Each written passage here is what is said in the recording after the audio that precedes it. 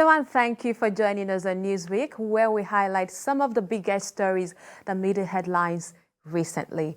I am Jacinta Ubiuku. This week, the National Drug Law Enforcement Agency busted a drug cartel with an illicit drug worth almost $2 million in what appears to be the biggest singular cocaine seizure in the history of Nigeria's anti-narcotic agency. Also this week, court orders the Academic Staff Union of Universities ASUU to call off strike after more than 7 months of classroom under lock and key. Later on the show, we will take a look at the 2023 presidential race as Governor Wike camp of the People's Democratic Party pulls out of Atiku Abubakar's campaign council.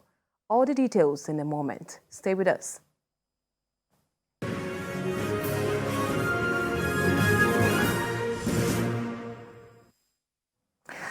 Welcome back. This week, operatives of the National Drug Law Enforcement Agency busted a major warehouse in a secluded estate in Ikorodu area of Lagos, where 1.8 tons of illicit drug worth millions of dollars in street value were seized. TVC News correspondent Ademola Lawrence tells us more. This is Olukunla Crescent in Ebute, Ikorodu area of Lagos, southwest Nigeria. Unknown to residents of this area, house number 6, Olukunla Crescent, is full of cocaine. At least 4 drug barons, including a Jamaican and the warehouse manager, were arrested in connection with the drugs. In the well-coordinated intelligence-led operation by the National Drug Law Enforcement Agency, NDLA, that lasted 2 days, the operatives arrested the suspect at different locations in Lagos with 185 kilograms of illicit drugs worth $278 million. We have to acknowledge the support of our foreign counterpart, that's the American Drug Enforcement Administration, commending the NDLA officers, the DEA officers, and men of the Nigerian military who had supported us in this effort. He also said it is the seizure, this huge seizure is a deadly blow to the drug cartels and a sign that they will all go down. On whether the agency will be influenced in its decision to charge the suspect to court, the NDLA spokesperson has this to say. The chairman of the agency, General Marwa, coordinated this operation. Every minute up till the last minute before you gathered here, he was on top of it. So you know the kind of person he is. You know his antecedents. It's not somebody that can be manipulated or swayed by anybody. For the agency, this is a stern warning to all drug barons all over Nigeria that the fight against illicit drugs will definitely get a boost and will get a fight to the end. Ademola Lawrence, TVC News, Lagos. Well, joining me in the studio to discuss this is a political analyst, Achike Chude. Thank you for joining me. It's a pleasure. Welcome. Now, tell me, who would have believed that cocaine weighing up to 1.8 tons and worth 194 billion naira would be concealed somewhere in this country? Well, it's a massive haul. There is no doubt about that. The street value, it's at least in dollar terms, from what you described, it's about $2 million. That is huge. That is but that gives you an idea of what has been going on in the country all this while. The fact that they had this very large consignment of drugs, it simply gives the impression that they have had it easy all this while. And obviously the drug law agency would seem to be sleeping until now, especially since the appointment of Buba Marwa. So it is not so much of a surprise. We've seen a lot of movement in the country, especially on the part of the drug law enforcement agencies. At the other time, we had a similar situation at somewhere at Lekki, I think the VGC in Lekki.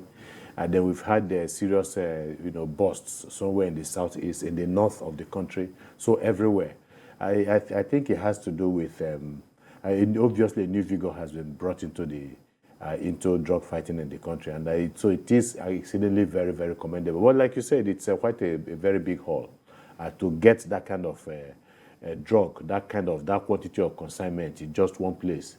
It's amazing and must be, just like have been indicated, as a result of very serious actionable intelligence. All right, like you said, this is the second time this is happening. General Marwa is really rewriting the history of war against illicit drug in Nigeria. What can you say about this massive progress or remarkable progress made by the agency? Obviously things are getting out of hand with regards to drugs. In fact, if you look at if you really analyze the effects that the drug business is having, the illicit drug business is having in the country, it's very, very debilitating. And there are all manners of drugs, So it's not just the traditional drugs, hard drugs that we're used to. You're talking about heroin, you're talking about cocaine, and then all the other ones. There are all kinds. We talked about the issue of tramadol has been in the airways for quite some time now, and then they've made very massive busts, when it comes to tramadol. And then you have even the ones that ordinary people are taking, those ones that are exceedingly very cheap. So it's not just the very exotic ones like cocaine and heroin and, lysergic acid and the other ones that were. There are also all manners of drugs that are being consumed in the country. And it is a cause for worry because a lot of Nigerians, especially the youthful ones, and not just the youths, even the older ones, you'll be surprised, are also, taking drugs. And the implication is very severe for the economy of this country. When you have a vast number of your population being intoxicated with very dangerous drugs, you know what it means in terms of productive output of the citizens. So it can be a very, very big problem. All right, thank you very much for your contribution so far. But right now, we will take a short break, and Newsweek continues in a moment. Stay with us.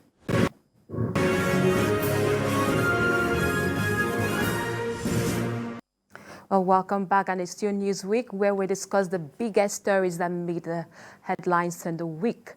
The National Industrial Court sitting in Abuja on Wednesday ordered the Academic Staff Union of Universities, ASUU, to call off its ongoing strike embarked upon since February this year. TVC News correspondent Celestina Area tells us more. The Minister of Labour and Employment on behalf of the federal government had filed a suit before the court by way of referral. Counsel to federal government James Igwe, in his submission, had informed the court that the application for interlocutory injunction was brought in pursuant to the rules of the court. He noted by provisions of Section 18, subsection 1E of the Trade Dispute Act 2004 that the worker should not embark on strike when the matter is already before the court. He therefore urged the court to grant the injunction. Counsel to the defendant Femi Fanana on his part submitted that the minister lacked the powers to order the court in the referral to direct ASUU to call up its strike. He insisted that the claimant did not follow due process in Part 1 of TIDA 2004 that stipulated that only an individual has the right to approach the court, as a trade union would first need to go to the Industrial Arbitration Panel before coming to the court. Delivering ruling, Justice Polycarp Hammond held that the balance of confidence is on the claimant, who is the owner of the universities, and stand to lose more if the strike continues. Students have been victims of the industrial action, and their overall interest is important. The ruling by the Honorable Court is very consistent with rule of law. It's also a recognition of the fundamental role that education plays in development, in national development, in economic development. And also, it recognizes the fact that without education, there will be no rule of law. Well, the judgment has come. It has come. The court has ruled that members of ASUU are restrained from continuing the strike action, and that they should return back to the classrooms pending the determination of the substantive suit. As per the next action, there are quite a number of options open. Justice Hammond, who is a vacation judge, ordered that the case file be returned to the President of the Industrial Court for reassignment to another judge. Celestina Area, TVC News, Abuja. All right, joining still with me here in the studio is social commentator Achike Chude.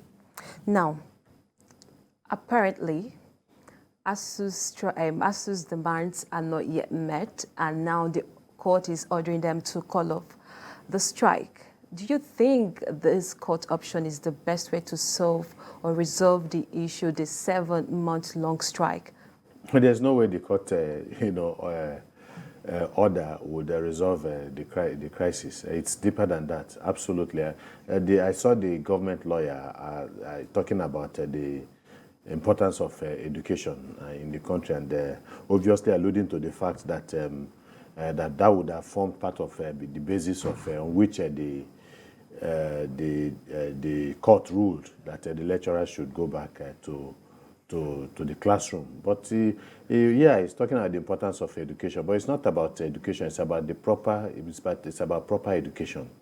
And that's what the struggle by the lecturers is about. They are saying they cannot continue to produce half-baked students in the country, and that you need to put the right kind of infrastructure, create the right kind of environment for positive education. If Nigeria, wants to, play a positive role within the international community, you must have a viable education sector, and you cannot have that if you continue to have the kind of decline, and dilapidation of educational facility or infrastructure that we have in the country. That's what the whole battle is all about. So, the issue, I think, in responding to this judge ruling, the ASUU president was asking a question: if you're not very happy with your doctor, or your doctor is not very happy with you, are you going to go to your doctor for treatment? And obviously the natural answer should be no. It will be dangerous for you to do that. And so you cannot compel lecturers who are absolutely dissatisfied and unhappy with what is going on to get them to go to the classroom. They can go there. There's a saying that you can take the horse to the stream, you cannot force it to drink water. So you can push the lecturers to the classroom, and they just make an appearance, and nothing happens ultimately at the end of the day. So that tells you that the court ruling itself has not solved any issue. That issue has to be resolved between the federal government and the ASUU. Right, as well, ASUU reacting as well. Appeal to the court ruling. Do you see anything happening in the coming days? Well, it's the situation is still unfolding. Obviously, the Minister of Labour, Chris Ngige, was quite elated. He was happy and was telling, was saying that the lecturers should go back to the classroom because the court has made a ruling. And when a court makes a ruling, you obey, even if you don't like it. But I wonder whether he made that kind of a statement when a colleague of his, the governor of Ebonyi State, was removed by a competent court of jurisdiction in this country, I think early this year, and then he remained in power until he was reinstated by another court. So they didn't tell him the governor of Ebonyi State is of the APC. The court, ruled against him, and I didn't see anybody within the APC talking about him obeying the rule of law. So nobody's saying that. I'm not saying that nobody should obey the rule of law, but what is good for the goose is good for the gander. And so this matter has not. They know what they are doing. The government is, as far as I'm concerned, has been very mischievous with regards to this ASUU strike right from the very beginning. We have not seen anybody in government that has shown very serious interest, and concern towards resolving this crisis, and which the students have become serious, have become victims. And it's sad, it's unfortunate. All right, as well, the parents are also asking the union and the government to obey the court ruling, and the NANS, National Association of Student Union, they are kicking against it. Are you in any way surprised? No, I'm not surprised, because the students themselves seem to understand what is at stake. They understand that it's not just about going into the university and coming out with nothing. The other time, I think a student from one of the universities, in the country, or one of the higher institutions in the country, returned the certificate to the school because he said the certificate was meaningless to him. So we don't want to keep on churning out graduates, who have certificates that are meaningless to them. So obviously you have to do something within the economy to be able to absorb the number of the army of students that are being graduated from our tertiary institutions. But beyond that is the fact that, if the students themselves are kicking against the court ruling, what does that tell you? That the students seem to have a proper understanding of what is at stake. And even from some of the parents, I don't know which parents, for instance, a lot of parents, after that, as a result of that, were disappointed with the ruling.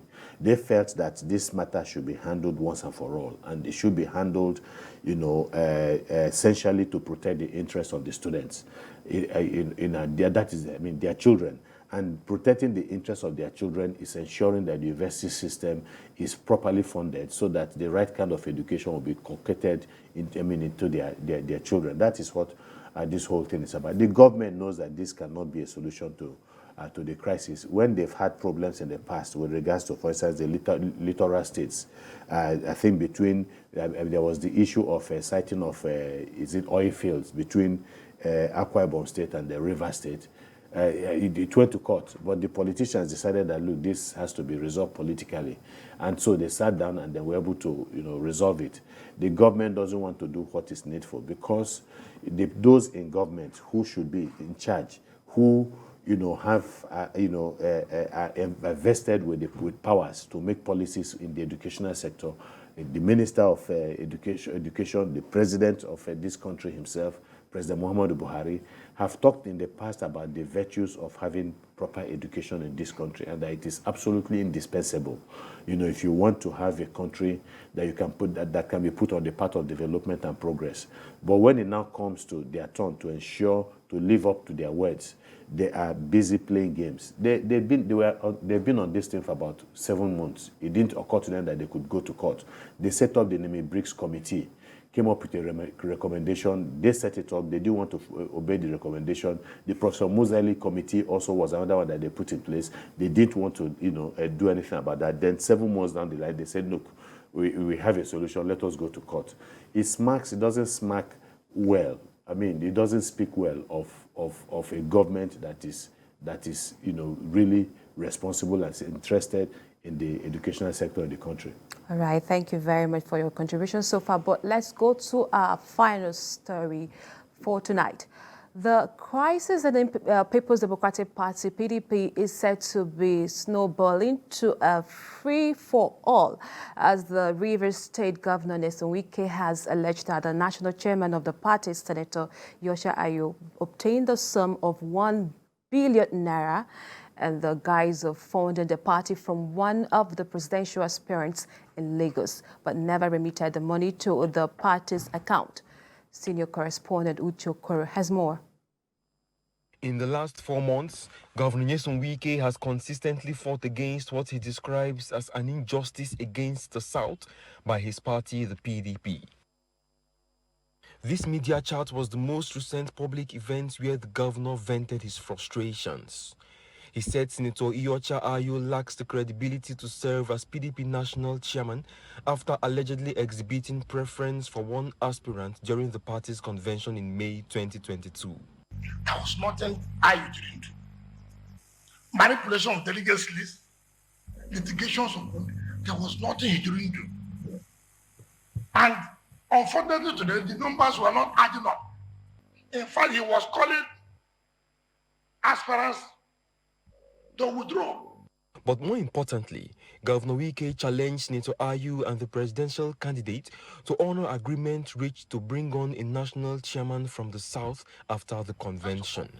Nobody forced Ayu to say that if the presidential candidate emerges from the North, I would resign.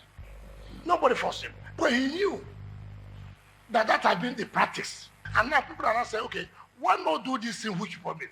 And you begin to attack individuals. Wicked. Was it Wicked that told him to go and say that? Was it at the goal point?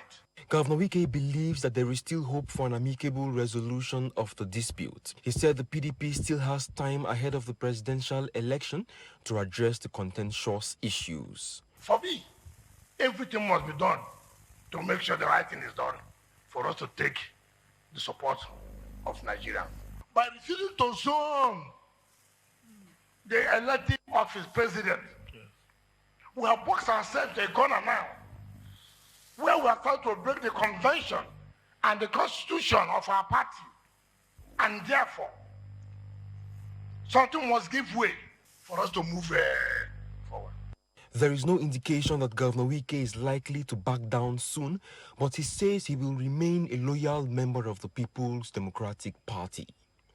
Uche Okoro, TVC News, Port Harcourt. Well, I still have in the studio with me social commentator Achike Chude. This is very funny, but it's obvious that the division in the party is getting deeper.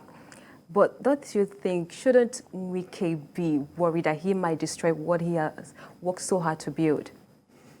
Well, I think the person that should be worried more should be the presidential candidate of the PDP, Atiku Abubakar. He has more to lose. It's his ambition.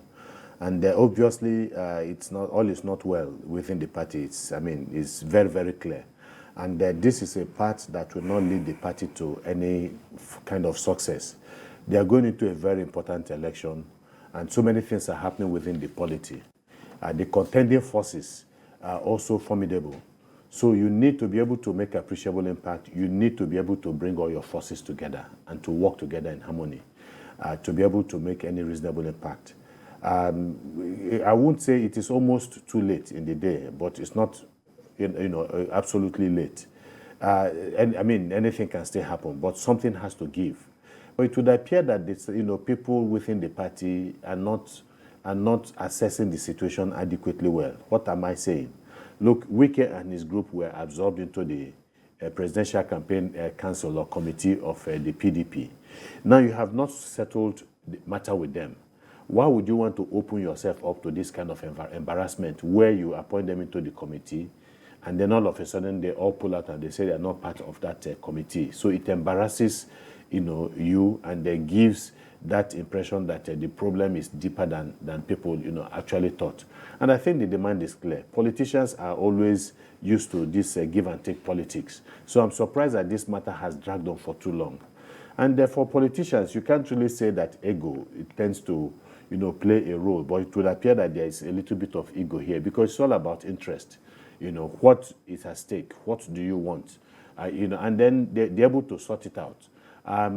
So it's strange because these are people that are used to all manners of they've had crisis here and there, but they've not had this kind of crisis at this level, almost so late in the day, but it just tells you that all is not well. Yeah, finally, before I let we close the show, do you think that Wike has many times declared that he is not leaving the party, but do you think his actions are in line with a man that is loyal to his party? Well, he says he's loyal, and one of the credentials he gives for that, in terms of the test of loyalty, is the fact that even some very big heavyweights within the party, have left the party on 1 or 2 occasions and come back to the party. So he has questioned their loyalty. But for him, he has always been loyal from the very beginning. He came into the PDP and has remained in the PDP all this while. And so he tries to say that he has a greater stake than these other people in terms of loyalty. And so, but what he's doing now is, he's been a spoil sport, no doubt about that. But then again, he's also making a point. He's also talking about the laws of the Constitution that should be respected. And he's also talking about the fact that ASUU himself at a time said, look, if a presidential candidate from the North emerges as presidential candidate of the PDP, then he will resign as chairman. Because there's an unspoken rule about ensuring that power rotates within the polity among political parties. And so when you have a presidential candidate, you tend to have from a part of the country, tend to have the chairman from the other part of the country. And obviously that rule has been broken, and that's what he's insisting on. All right. Thank you very much for your contribution so far on the show. Thank you very much. I thank you for being part of the show. And that's our show, our size of the show today. Remember, you can follow the conversation on our social media platform at TVC News NG or on our website at tvcnews.tv. I am Jacinta Obiuku. Until the next week, it's goodbye.